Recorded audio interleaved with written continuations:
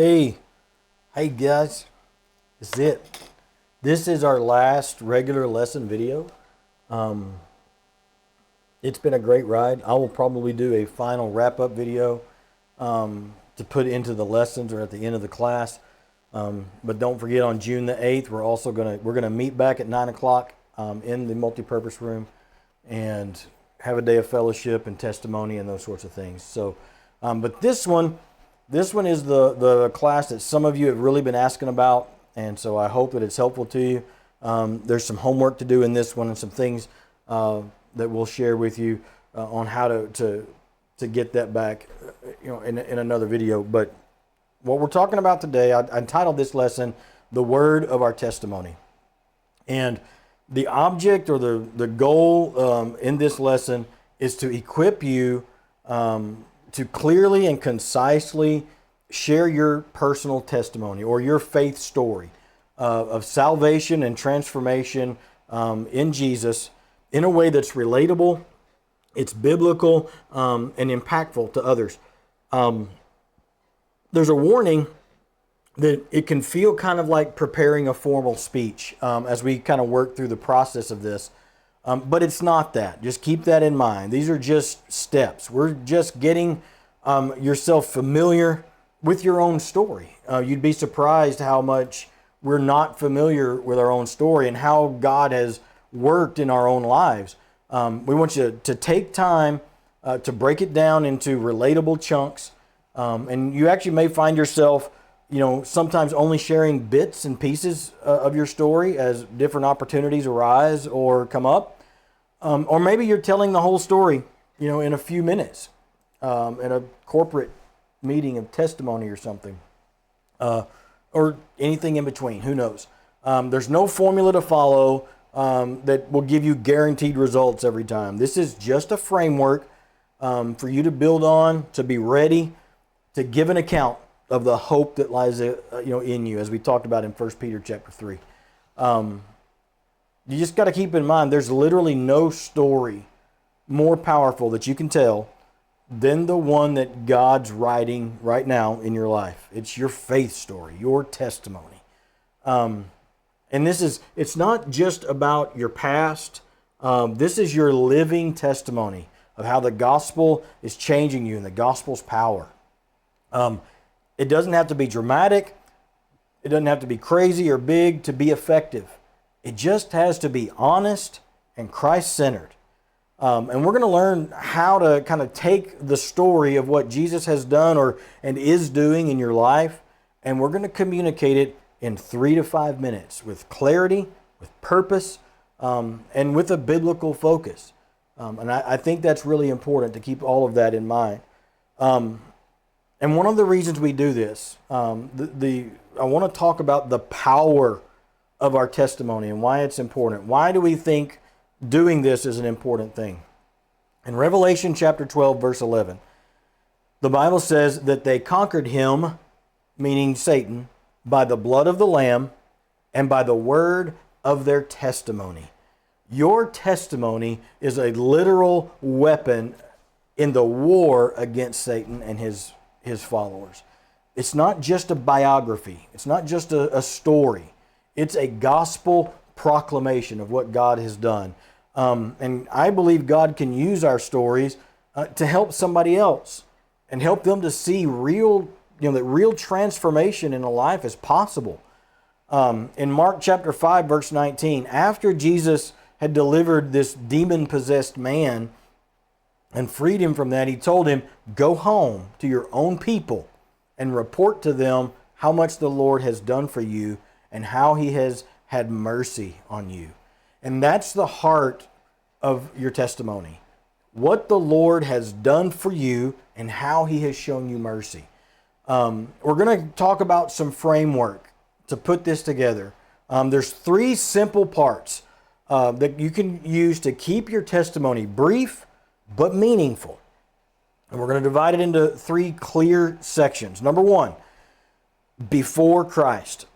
This is where you describe your life before Jesus changed you. What was missing? What was broken? What did you believe or not believe about God? What were your fears, your struggles, your sins that you struggled with? But I want to give you a caution here. You need to be honest, but we need to be careful that we're not glorifying the sin of our old self. We don't need to dwell on graphic details. And I would say even keep this section brief, maybe about one of your 3 to 5 minutes. And what I've seen, what I've observed, is people who have been saved out of terrible, awful situations will sometimes fall into the, boy, look how terrible of a person I was trap, and really try to paint up just how broken they are or they were. And even though it may be true, all of it may be true, this isn't where we want to spend all of our time and focus. Number 2, we will talk about, how is it that you met Jesus? I want you to share how you encountered the gospel, and how you chose to follow Jesus. This could be, any number of ways, from a family member, inviting you to church, you observing somebody, living a spirit-filled life, that's around you somehow. Maybe you know them, maybe you don't. But I want you to, here's some helpful stuff for you to consider as we do this. And as you put together your own story, here's some questions. Who or what helped you understand what the truth is? What scriptures or truths, convinced or convicted you that you needed to follow Christ? These could be observed, in the Word by you directly. You could have heard it in a sermon, observed it in a life. Maybe it was explained or taught to you by somebody else. But at some point, the truth of the gospel through His Word came through to you in some form. And this is where you tell that part. When did you decide to surrender? This is also where you could add the why you chose to surrender. It's not a place to try and persuade your hearer to do what you did. There's going to be plenty of time for that when the Spirit does His work and you get to have more conversations. But what you're doing in this particular spot, again, is relaying your story. That's it. It's the Holy Spirit's job to do the persuading. The third section is after Christ. This is where you describe the change that Jesus has made in your life. It may not be drastic or dramatic or this big, what we think of as a big story. I want you to resist the urge to embellish your story by inflating either your before Christ life as well as your after Jesus life. Just be real and be honest and transparent with your hearer. People have a knack for spotting falsehood, even stretches of the truth. This isn't the time for that. We're here, to tell the story of what Jesus has done. And I want to give you a few things that'll kind of help you out in this section. Number 1, what's different now? This could be your thinking, your actions, your feelings. You have more compassion. You have more surrender. The way you treat your family, how you're devoted to Him. Anything at all that has been redeemed and has been transformed by the gospel, by knowing Jesus. And remember, you got to keep the focus on Him and not on you, even as you relay your experiences. I know it's hard, but I just want to put that seed out there, that's what we're doing. You maybe tell how your perspective has shifted. This means, how your outlook on the world and how your outlook on those around you has changed since you started following Jesus. What's He still changing in you regarding of how you see Him in the world? What is your current hope, your purpose? And I want you to think about that for a bit. Your goal and your purpose certainly is to make disciples. But beyond that, I want you to stretch your thinking. I want you to think about what makes you tick as a follower of Jesus. What gives you joy? What makes you keep pursuing? Where do you hope He takes you in this journey? These are all things you start compiling together. I put together a few tips, and I'll probably put these in the lesson as well. There's 5 of them, I think, 5 or 6. Tips for sharing and shaping your 3 to 5 minute testimony. Number one, write it out first. Keep it under 500 to 700 words. You can read it out loud. It helps you to refine it for time, for clarity, and just so you're communicating what's happening. I like to use a 3x5 card to start with, and keep it to the word count, 500 to 700 words. If it's more than that, cut something out. We don't have all day, to tell this story. 3 to 5 minutes. The second thing is use conversational language. We're telling a story. We're not preaching a sermon. Speak naturally, and write it out word for word in this exercise. I would say that speaking naturally is very, very, very important. We aren't teaching a seminary class. We're just normal people telling other normal folks an extraordinary story. And center the story on Jesus and not you. You are the narrator, but you're not the hero. Keep that focus on God and what He's done. I've learned over the years that this is really hard for some. And if you're finding this to be a particular struggle or a challenge, go back and visit the lesson on dying to self and take that lesson on taking the focus off of you and off of ourselves. It really will help you in doing this exercise. Another thing is avoid churchy words. In this particular exercise, avoid terms like born again or justified. They are powerful words and have great meaning, but they're probably going to need explaining, especially if someone's never heard the gospel before. Speak very clearly for someone who's unfamiliar with church. And if you get stuck and you're not sure exactly how to put this thing together, ask someone to help you explain something. I know when I wrote my first book, my editor told me that I had to cut a lot of words. He says, if you can cut it out and the sentence still makes sense, get rid of it. Another thing as you're putting this together, you want to end your story with hope or some sort of an invitation or call to action. And by invitation, I don't mean bow your head, close your eyes, that sort of a thing. Because you don't have to close the deal. We talked about this earlier. But you do want to leave the listener with a very clear picture of why Jesus is worth following.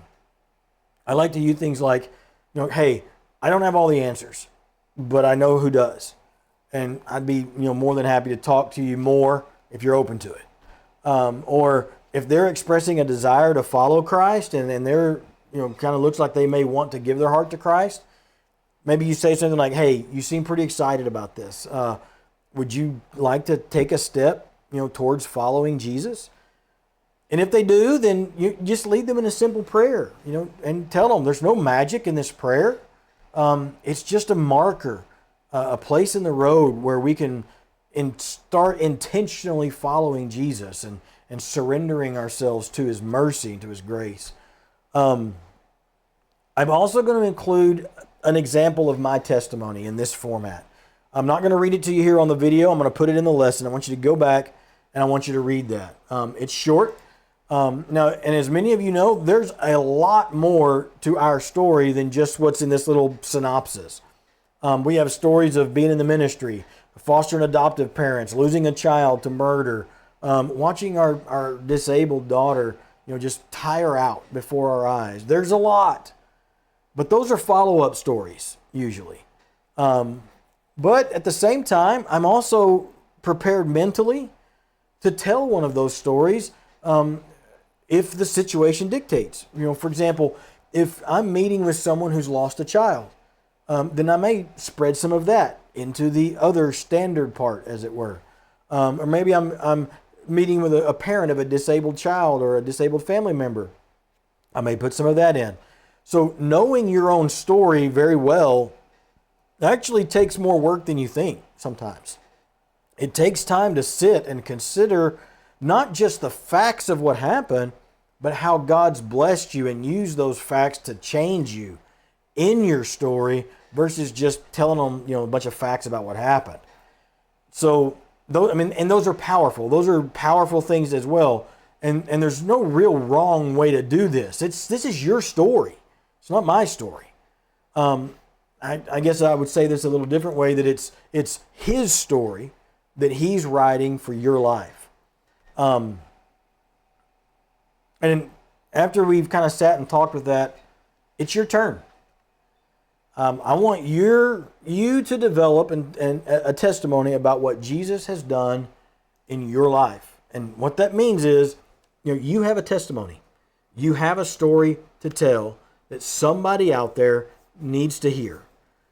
So what I want you to do is spend time after this writing your story using this 3-part framework: before Christ, how you met Christ, and after Christ. And then I want you to practice sharing it out loud in 3 to 5 minutes. If it's more than 5 minutes, you need to cut it. Make it more concise. Keep working on it till you get it to under 5 minutes. You can say it to a mirror. You can share it with a friend. You can share it with a family member. Share it with your small group. Maybe you'd like to share it with us on June the 8th. I'd love to have a few of you do that. But I want you to pray for opportunities to share your story. Again, it may come, like, hey, let me just tell you what Jesus did before Christ. Here's how I met him. Here's what happened afterwards. Or it may just be one part of it or a story, but just be ready so that when God opens the door, I want you to step through it with courage and preparation. I like what Psalm 107 says, verse 2. He says, "Let the redeemed of the Lord proclaim that he has redeemed them." The whole point of this lesson is for you to get ready when the door opens, to be ready. Again, remember that what I said earlier in another lesson. We don't want to be getting ready when the time comes. We want to be ready when the time comes. So if you have questions or you get stuck, feel free to message me on this lesson. Message the class, ask for help, message me privately. Either way, both and or, we want to help you get through. Now I'm going to put my example in written form in the lesson, so you can go look at it and to kind of see what it looks like, and use that as an example. And then I want you to practice. And I don't skip this part. God's watching. Don't do it, or say you did it and don't do it. Don't bail on us. We're bringing it home. This is the final exam, as it were. So put your work in and let's do it. And then I'm looking forward to seeing you on June the 8th as we all gather back together and we'll hear some of these testimonies. We'll see you next time.